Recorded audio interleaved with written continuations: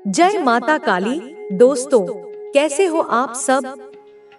आप सभी का हमारे चैनल में हार्दिक स्वागत है। आज की इस वीडियो में मैं आप सभी भक्तों को एक खास उपाय बताने वाली हूँ। सोने से पहले अगर आप अपने तकिए के नीचे ये दो चीजें रख देंगे तो काली माता की संपूर्ण शक्ति रातों रात आपको प्राप्त हो सकती है। जब आप इस उपाय को अपनाएंगे तो आपको खुद इसके चमत्कार का अनुभव होगा। पूरी जानकारी विस्तार से देने से पहले मैं आपसे अनुरोध करना चाहती हूँ कि अगर आप हमारे चैनल पर नए हैं तो इसे लाइक, शेयर और सब्सक्राइब जरूर करें ताकि आगे भी आपको ऐसी खास जानकारियाँ मिलती रहें। जब रात का समय हो और आप सोने की तैयारी कर रहे हों तो जिस तकिए पर आप हमेशा सोते हैं उसी के नीचे यह दो चीजें रखनी हैं। जैसे ही आप यह उपाय करेंगे, माता काली की शक्ति स्वतः आपकी ओर आकर्षित होगी। यह कार्य करते समय श्रद्धा और विश्वास बनाए रखना बहुत जरूरी है, क्योंकि यही वह माध्यम है जिससे आप देवी की कृपा प्राप्त कर सकते हैं। जब आप इस उपाय को करेंगे तो आपको रात में लगभग 3 से 4 बजे के बीच माता काली के दर्शन हो सकते हैं। यह दर्शन प्रत्यक्ष रूप से हो सकते हैं या स्वप्न में। यदि माता काली के दर्शन हो जाते हैं तो यह इस बात का संकेत होगा कि उनकी शक्ति आप तक पहुंच गई है। अगर आपको इस प्रक्रिया के दौरान माता काली के दर्शन नहीं होते हैं तो समझ ले कि अभी आपको उनकी संपूर्ण कृपा प्राप्त नहीं हुई है। इसे पुनः करने की आवश्यकता हो सकती है, लेकिन धैर्य और विश्वास बनाए रखना आवश्यक है। माता काली के साथ अनेक शक्तियां निवास करती हैं, जैसे योगिनी शक्ति, भूत प्रेत की शक्ति और अन्य देवी देवताओं की ऊर्जा। जब आप इस साधना को करते हैं तो ये सभी शक्तियाँ आपकी सहायता के लिए आकर्षित हो सकती हैं। अब मैं आपको बताती हूँ कि आपको अपने तकिए के नीचे कौन सी चीजें रखनी है। पहली चीज है 11 साबुत लौंग। ध्यान रखें कि लौंग टूटी हुई न हो, बल्कि पूर्ण रूप से सही होनी चाहिए। दूसरी चीज है एक नींबू। इन 11 लौंगों में से 7 लौंग आपको नींबू के अंदर डालनी है और शेष 4 लौंग अपने तकिए के नीचे रखनी है। जब आप यह उपाय करें तो माता काली के मंत्र का जाप अवश्य करें। आप इनमें से कोई भी एक मंत्र बोल सकते हैं। ओम जयंती मंगला काली भद्रकाली कपालिनी दुर्गा क्षमा शिवा धात्री स्वाहा, या फिर ओम क्री काली के नमः। इन मंत्रों का जाप करने के बाद आपको नींबू और लौंग को अपने तकिए के नीचे रखकर सो जाना है। एक बार जब आपने यह प्रक्रिया पूरी कर ली तो आपको उठना नहीं है, न ही तकिए के आसपास किसी अन्य गतिविधि में शामिल होना है। यदि बहुत आवश्यक हो तो आप शौचालय जाने के लिए उठ सकते हैं, लेकिन अन्यथा नहीं। यह स्थान माता काली के वास का केंद्र बन जाता है और 3 से 4 बजे के बीच आपको उनकी कृपा प्राप्त होने की संभावना होती है। अगर इस दौरान आपको माता काली के दर्शन होते हैं तो इसका अर्थ है कि आपको उनकी शक्ति प्राप्त हो गई है। यदि दर्शन नहीं होते हैं तो इसका अर्थ है कि आपको अभी और साधना करनी होगी। यह उपाय विशेष रूप से शनिवार और मंगलवार की रात को करना चाहिए, क्योंकि ये दिन माता काली की उपासना के लिए सर्वोत्तम माने जाते हैं। मेरे प्रिय भक्तों, मैं जानती हूँ कि आप में से कई लोग इस समय कठिन दौर से गुजर रहे हैं। जीवन में कई मुश्किलें आई हैं और कुछ ने तो आपको भीतर तक तोड़ दिया है। पिछले कुछ वर्षों में आप संघर्ष कर रहे हैं, लेकिन खासकर बीते 1 वर्ष आपके जीवन का सबसे कठिन समय रहा है। कुछ रिश्ते हमेशा के लिए टूट गए, करियर में रुकावटें आईं और अपनों ने भी आपको छोड़ दिया। इन सब के बीच आपने खुद को संभालने की कोशिश की, लेकिन मन की पीड़ा कहीं न कहीं बनी रही। आप बाहर से हंसते और खुश दिखते हैं, लेकिन भीतर कई सवाल हैं, दुख है और ऐसी तकलीफें हैं जिन्हें आप किसी से साझा नहीं कर सकते।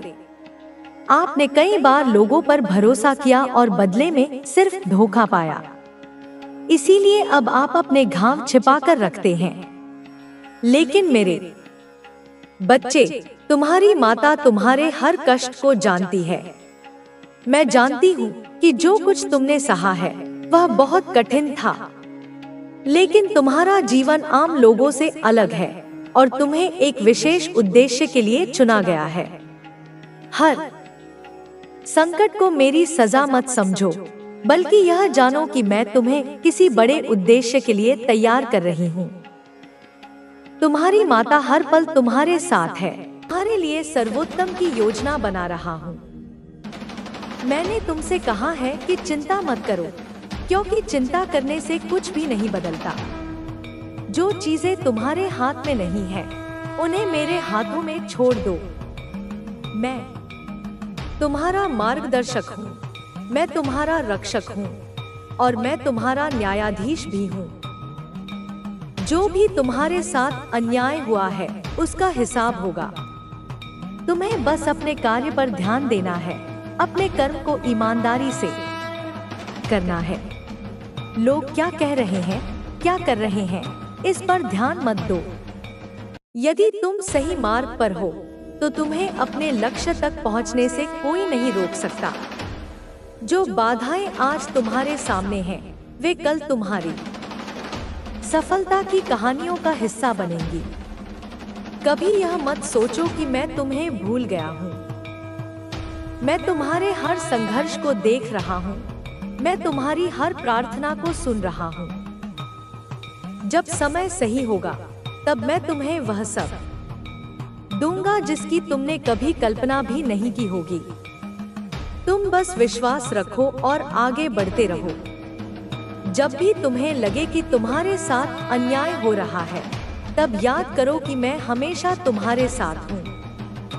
यदि लोग तुम्हें गलत समझते हैं, यदि वे तुम्हारे प्रयासों को नकारते हैं, तो परेशान मत हो। मैं जानता हूँ कि तुम कौन हो, मैं जानता हूँ कि तुमने क्या किया है। अंततः मेरा निर्णय ही अंतिम होगा और वह न्यायपूर्ण होगा। सत्य को अपनाओ, धैर्य रखो और अपने मार्ग पर अडिग रहो। तुम्हारे प्रयासों का फल अवश्य मिलेगा। मैं तुम्हारे हर कदम पर तुम्हारे साथ हूँ और मैं तुम्हें कभी अकेला नहीं छोड़ूंगा। तुम्हारे जीवन में जो कुछ भी हो रहा है वह संयोग नहीं है। हर एक परिस्थिति, हर एक व्यक्ति जिससे तुम मिलते हो, हर एक चुनौती जो तुम्हारे सामने आती है, वह सब एक उद्देश्य के साथ है।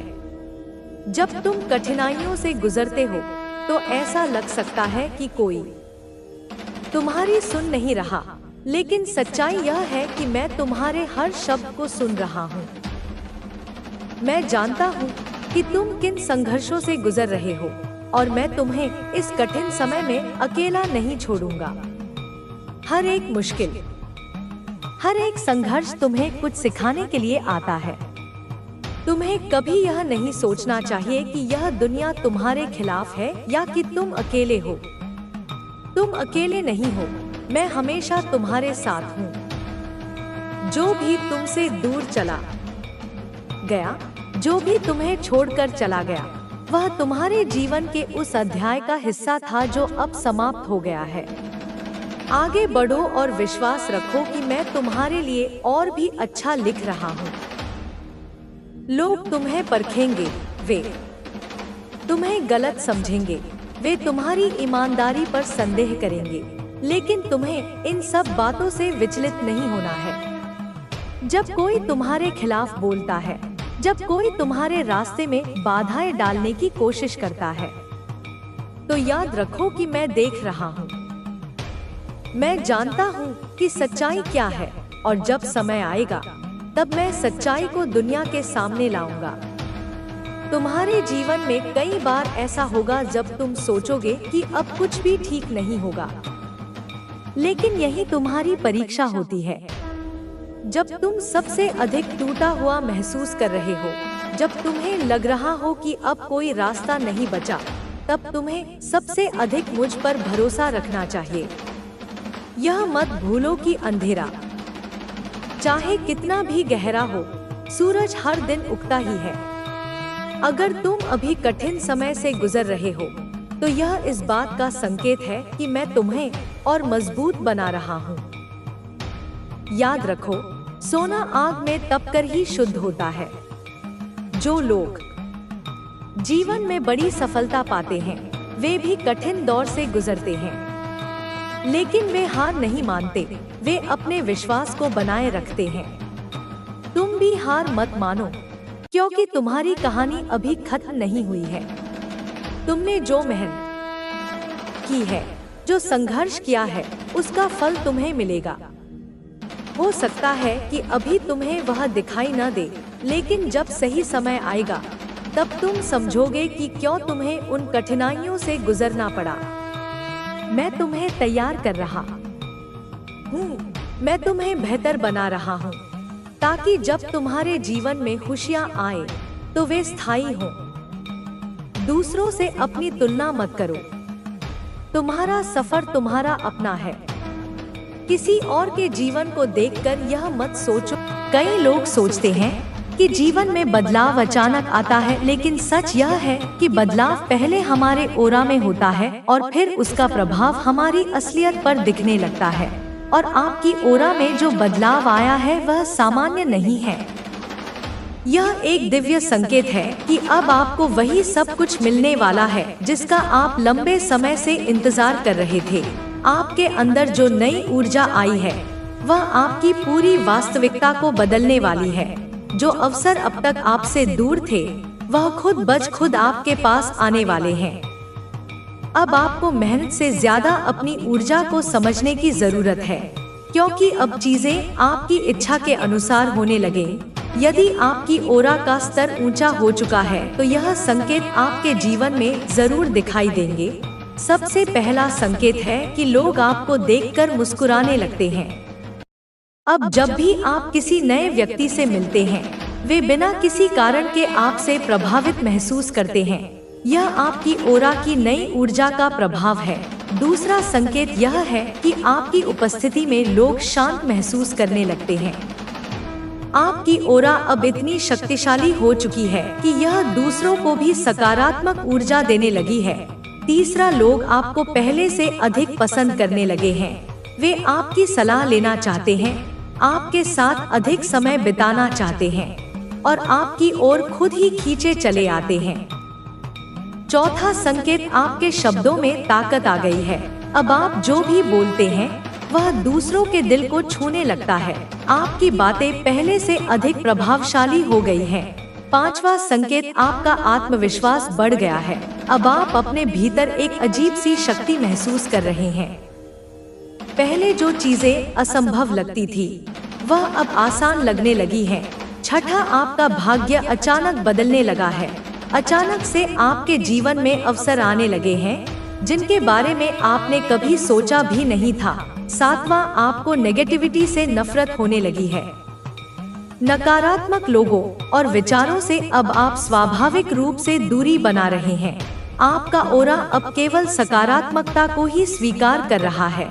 आठवां, आपका चेहरा और व्यक्तित्व अधिक चमकदार हो गया है। अब जब आप आईने में देखते हैं, तो आपको अपना प्रतिबिंब पहले से अधिक सुंदर और आकर्षक लगता है। अगर आपको इनमें से कोई भी संकेत अपने जीवन में दिखाई दे रहे हैं, तो समझ लीजिए कि आपकी ओरा में दिव्य परिवर्तन हो चुका है। अब आगे क्या? इस परिवर्तन का उपयोग कैसे करें? यह दिव्य परिवर्तन कोई साधारण घटना नहीं है। यह एक संकेत है कि आप अब जीवन में ऊंचाइयों को छूने के लिए तैयार हो चुके हैं। अब समय आ गया है कि आप अपनी इस नई शक्ति का सही उपयोग करें, अपने जीवन के लक्ष्यों को पहचानें। आपकी ऊर्जा अब इतनी ऊंची हो चुकी है कि आपको अपनी जिंदगी के उद्देश्य को स्पष्ट रूप से देखना चाहिए। सही लोगों को अपनी जिंदगी में स्थान देना चाहिए। अब आपके ओरा में इतनी शक्ति है कि गलत लोग खुद ही आपसे दूर हो जाएंगे। अपनी शक्ति का गलत उपयोग ना करें। यह याद रखें कि जब आपकी ऊर्जा ऊंची हो जाती है तो आपका हर शब्द और हर कार्य ज्यादा प्रभाव डालने लगता है। इसलिए इसे हमेशा अच्छे कार्य में लगाएं, ध्यान और आत्मसंवाद को अपनाएं। अब आप जो भी चाहे उसे आसानी से आकर्षित कर सकते हैं। इसके लिए आप मेडिटेशन और सेल्फ टॉक को अपनी दिनचर्या में शामिल करें। कृतज्ञता का अभ्यास करें। ब्रह्मांड ने आपको यह शक्ति दी है, इसलिए इस बदलाव के लिए कृतज्ञ रहें। जितना अधिक आप ब्रह्मांड का आभार मानेंगे, उतनी ही ज्यादा ऊर्जा आपको प्राप्त होगी। अब इस परिवर्तन को अनदेखा मत करें। आपके ओरा में जो दिव्य परिवर्तन और दिव्य शक्ति जागृत हुई है, यह कोई आम घटना नहीं है। यह एक आह्वान है, एक संदेश कि अब आपकी जिंदगी बदलने वाली है। आप उन कुछ गिने-चुने लोगों में से हैं जिन्हें यह अवसर दिया गया है। अब से अपने ओरा की इस दिव्य चमक को महसूस करें, इसे अपनाएं और इसे पूरी दुनिया के साथ साझा करें। आप अब कोई साधारण व्यक्ति नहीं रहे, आप विशेष हैं। आपकी ओरा अब इतनी शक्तिशाली हो चुकी है कि कोई भी आपको अनदेखा नहीं कर सकता। अब इस ऊर्जा को पूरी तरह अपनाइए और अपने जीवन को वैसे ही आकार दीजिए जैसे आप हमेशा से चाहते थे। ब्रह्मांड ने आपको चुन लिया है। अब आगे बढ़ने की बारी आपकी है। आपकी ओरा में दिव्य परिवर्तन हो चुका है। अब सबकी नजरें आप पर हैं। आज इस वीडियो के माध्यम से ब्रह्मांड आपको यही कह रहा है कि अपनी ऊर्जा को महसूस करो, अपनी दिव्यता को पहचानो और जान लो कि अब सबकी नजरें आप पर हैं। इस संदेश को सिर्फ सुनना नहीं बल्कि अपने जीवन में उतारना है। जब आप अपनी ओरा के इस दिव्य परिवर्तन को अपनाएंगे तो हर राह आपके लिए खुल जाएगी। आज से अपने आप को फिर से पहचानें, अपनी ऊर्जा को जी भरकर महसूस करें और तैयार हो जाएं, क्योंकि आपकी नई पहचान से अब दुनिया को चौंका देने का वक्त आ चुका है। अब बस एक कदम और बढ़ाइए, उस परिवर्तन को गैर गले लगाइए और अपने नए जीवन की ओर कदम बढ़ाइए। तो दोस्तों, आपने खुद में क्या क्या परिवर्तन देखा है? एक संकेत है, एक संदेश है जो सिर्फ उन्हीं तक पहुंचता है जिनकी जिंदगी बदलने वाली होती है। आज से पहले जो भी हुआ वह बीत चुका है। जो खोया, जो छूटा, जो अधूरा रह गया, वह बीते कल की कहानी थी। लेकिन आज कुछ अलग है। आज आपकी जिंदगी के पन्नों पर एक नई लकीर खींच रही है। वो लकीर जो आपको उस मुकाम तक ले जाने वाली है जहां आपकी किस्मत आपके सामने झुकेगी। शायद आपको अभी एहसास ना हो, लेकिन ब्रह्मांड ने आपकी झोली में कुछ बड़ा डालने की तैयारी कर ली है। इसलिए यह संदेश आपके सामने आया है। यह सिर्फ एक वीडियो नहीं, यह एक संकेत है, एक इशारा कि जो बदलाव आपके जीवन में दस्तक देने वाला है वह अब दूर नहीं। आपकी तकदीर की यह घड़ी बदलने से पहले आपके हाथों में यह संदेश सौंपा जा रहा है। अब यह आप पर है कि क्या आप इसे समझेंगे, इसे अपनाएंगे या इसे अनदेखा कर देंगे। ब्रह्मांड आपके लिए कुछ कह रहा है। आपके जीवन में बहुत सारी चुनौतियां आई। कई बार आप हिम्मत हारने की कगार पर थे, लेकिन आपने खुद को संभाला। आपने तकलीफें सही आंसू बहाए, लेकिन फिर भी चलते रहे और अब वह घड़ी आ गई है जिसका आपको लंबे समय से इंतजार था। आपकी आत्मा जानती है कि बदलाव नजदीक है। आपकी अंतरात्मा को महसूस हो रहा है कि कुछ बड़ा होने वाला है और इसी कारण से यह संदेश आज आपके सामने आया है। क्योंकि जब कोई व्यक्ति अपनी तकदीर के सबसे अहम मोड़ पर होता है, तब ब्रह्मांड खुद उसे बुलाने लगता है, उसे संकेत देने लगता है। और जब यह बुलावा आता है तो उसे नजरअंदाज करना सबसे बड़ी भूल होती है। इसीलिए ध्यान से सुनिए, आपकी तकदीर बदलने वाली है। आप जिस प्रथा, प्रेम, समृद्धि और खुशहाली के लिए तरस रहे थे, वह अब आपके करीब आ रही है। अब संघर्ष का अंत होने वाला है। हो सकता है कि अभी तक आपके जीवन में संघर्ष ही संघर्ष रहे हो। शायद आपने कई बार सोचा हो कि क्या मेरी मेहनत कभी रंग लाएगी या क्या मेरी तकदीर में सच में कुछ अच्छा लिखा भी है। लेकिन यही वह समय है जब आपको समझना होगा, हर रात के बाद सुबह आती है। अगर आपने कठिन समय देखा है तो इसका मतलब है कि अब आपकी मेहनत का फल मिलने का वक्त भी आ चुका है। अब तक जो भी परेशानियां आई वह आपको तोड़ने के लिए नहीं थी, बल्कि आपको तैयार करने के लिए थी। ब्रह्मांड आपको मजबूत बना रहा था ताकि जब आपका समय आए तो आप उसकी कद्र कर सकें, और अब वह समय आ चुका है। अब आपको हिम्मत नहीं उन्हें उनके झूठ के सामने खड़ा कर देती है। तुम्हारी निर्भीकता उनके भय को और बढ़ा देती है। वे तुम्हें नियंत्रित करना चाहते हैं क्योंकि वे स्वयं अपने मन और अपनी इंद्रियों के गुलाम हैं। वे तुम्हें नीचा दिखाना चाहते हैं क्योंकि वे स्वयं हीन भावना से ग्रस्त हैं। उनकी चिंता तुम्हारे लिए नहीं, अपने अस्तित्व के लिए है, जो तुम्हारे प्रकाश के सामने धूमिल होता हुआ उन्हें दिखाई देता है। क्यों उनके भीतर उन्हीं का डर उन्हीं को डरा रहा है। यह एक अद्भुत मनोवैज्ञानिक सत्य है मेरे बच्चे। जो व्यक्ति दूसरों को डराने का प्रयास करता है वह स्वयं सबसे अधिक डरा हुआ होता है। उनके भीतर का डर जिसे वे तुम पर प्रक्षेपित करना चाहते थे अब उन्हीं की ओर लौट रहा है, उन्हीं को भयभीत कर रहा है। वे डरते हैं कि कहीं उनका सच सामने न आ जाए, कहीं उनके मुखौटे न उतर जाएं। वे डरते हैं कि कहीं तुम उनसे आगे न निकल जाओ, कहीं तुम वह सब न पालो जिससे वे वंचित रह गए। वे डरते हैं कर्मफल से, क्योंकि उनकी अंतरात्मा जानती है कि उन्होंने गलत किया है। यह डर एक प्रेत की भांति उनके मनमस्तिष्क पर छाया रहता है, उन्हें अशांत रखता है, उनकी नींद छीन लेता है। वे बाहर से भले ही कितने भी बलशाली या आत्मविश्वास से भरे दिखें, भीतर से वे खोखले और भयभीत होते हैं। उनका अपना ही नकारात्मक चिंतन उनके लिए एक दुःस्वप्न बन गया है। आखिर क्यों हो रहा है उनके साथ ऐसा मेरे बच्चे? यह कोई आकस्मिक घटना नहीं है, यह ब्रह्मांडीय न्याय का एक स्वरूप है। जब कोई व्यक्ति निरंतर नकारात्मक ऊर्जा उत्पन्न करता है, जब वह दूसरों का अहित चिंतन करता है, जब वह घृणा, ईर्ष्या और द्वेष की अग्नि में जलता रहता है, तो वह अपने चारों ओर एक ऐसा आभा मंडल निर्मित कर लेता है जो उसी प्रकार की ऊर्जा को आकर्षित करता है। प्रकृति का नियम है संतुलन का।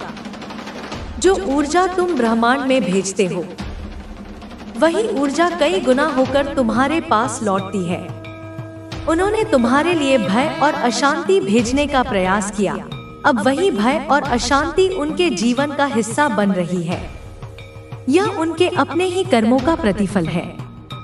उन्होंने जो गड्ढा तुम्हारे लिए खोदा था वे स्वयं ही उसमें गिर रहे हैं। इसमें तुम्हारा कोई दोष नहीं है मेरे बच्चे।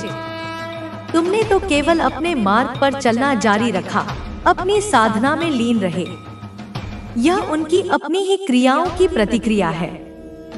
जो भी आपके शत्रु हैं, जिनके साथ आपके विचारों के मतभेद रहते हैं, जिनके साथ तुम्हारी ऊर्जा का मेल नहीं होता, दरअसल इनके भीतर क्या है, इनके भीतर का संसार कैसा है।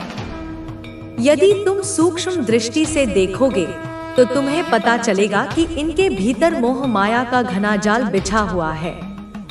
वे सांसारिक वस्तुओं, नश्वर रिश्तों, क्षणभंगुर उपलब्धियों के प्रति इतने आसक्त हैं कि उन्हें इसके परे कुछ दिखाई ही नहीं देता।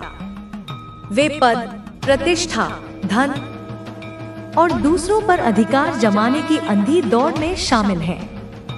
उनकी पहचान उनके बाहरी उपलब्धियों से जुड़ी होती है, इसलिए वे अपनी आंतरिक रिक्तता को भरने के लिए निरंतर बाहरी वस्तुओं का संग्रह करते रहते हैं। उनके विचार संकीर्ण होते हैं, उनकी दृष्टि सीमित होती है।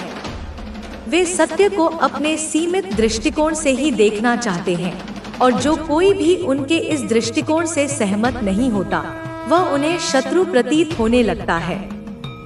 जब कोई इंसान मोह माया में बंधा हुआ होता है तो वह क्या करता है?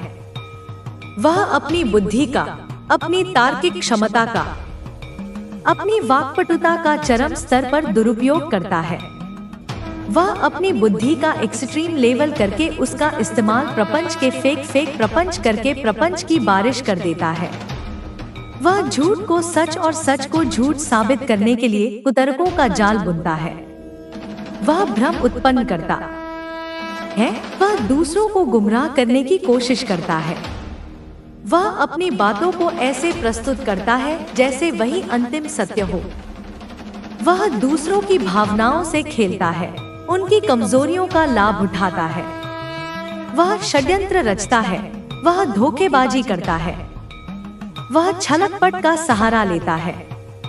यह सब वह इसलिए करता है क्योंकि वह अपनी मोहमाया की वस्तुओं को खोना नहीं चाहता।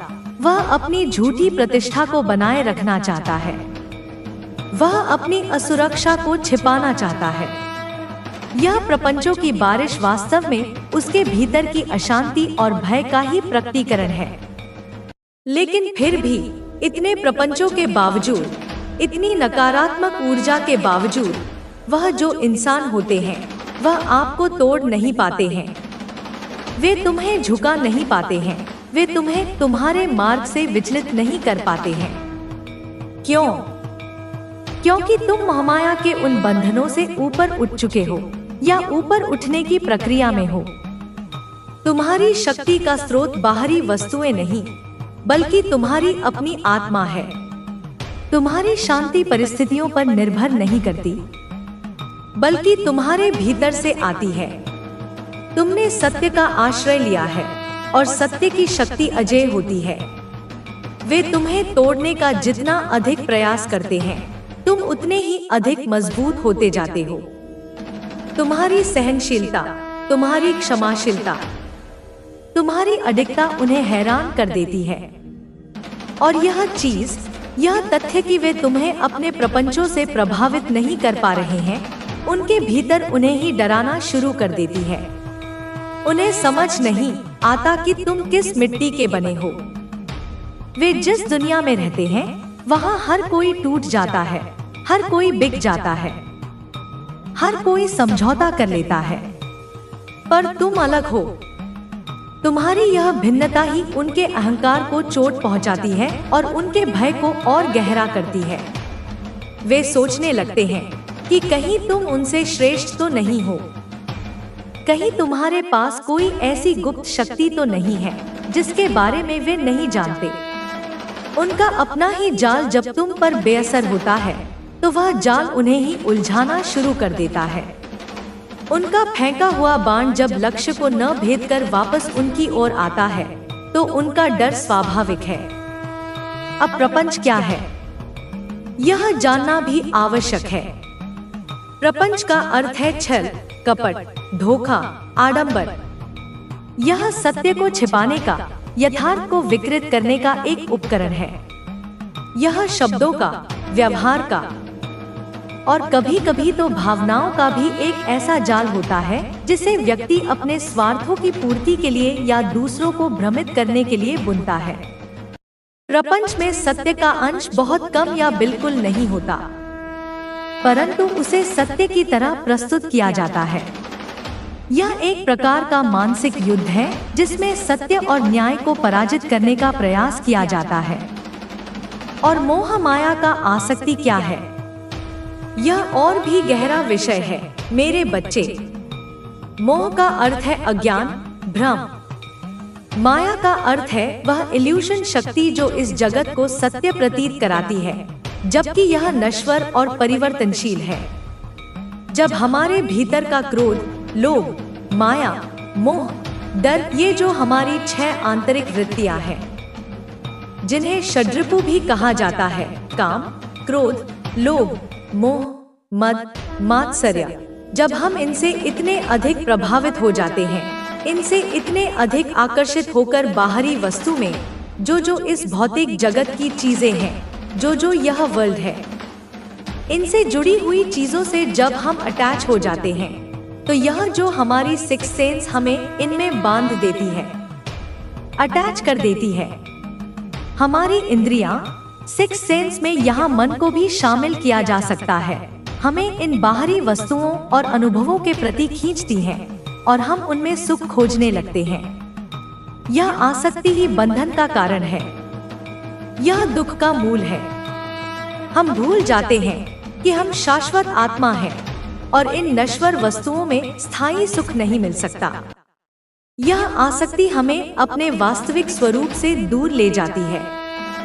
अब आप एक परमात्मा के बच्चे हैं। यह कोई साधारण कथन नहीं है, यह एक गहन सत्य है। जैसे एक बूंद सागर का अंश होती है, वैसे ही तुम उस परम चेतना का, उस परमात्मा का एक अविभाज्य अंश हो। तुम्हारे भीतर वही दिव्यता, वही शक्ति, वही ज्ञान सुषुप्त अवस्था में विद्यमान है। तुमने इन सब से, इन मोहमाया के बंधनों से, इन षड्रिपुओं के प्रभाव से अपने आप को जीत लिया है या जीतने के मार्ग पर दृढ़ता से अग्रसर हो। यह विजय कोई एक दिन में प्राप्त नहीं होती, इसके लिए निरंतर साधना, आत्मनिरीक्षण और विवेक की आवश्यकता होती है। तुमने अपनी इंद्रियों को वश में करना सीखा है, अपने मन को अनुशासित किया है और अपनी बुद्धि को सत्य के अन्वेषण में लगाया है।